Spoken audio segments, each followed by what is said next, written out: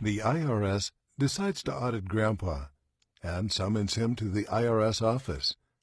The IRS auditor was not surprised when Grandpa showed up with his attorney. The auditor said, "Well, sir, you have an extravagant lifestyle and no full-time employment, which you explain by saying that you win money gambling.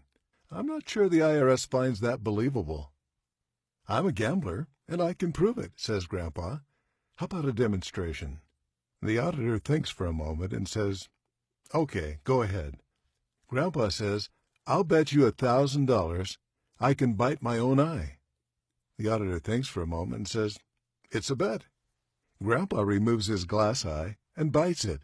The auditor's jaw drops. Grandpa says, "Now I'll bet you $2,000 that I can bite my other eye." The auditor can tell Grandpa isn't blind, so he takes the bet. Grandpa removes his dentures and bites his good eye. The stunned auditor now realizes he's wagered and lost $3,000 with Grandpa's attorney as a witness. He starts to get nervous. "Want to go double or nothing?" Grandpa says. "I'll bet you $6,000 that I can stand on one side of your desk and pee into that wastebasket on the other side and never get a drop anywhere in between."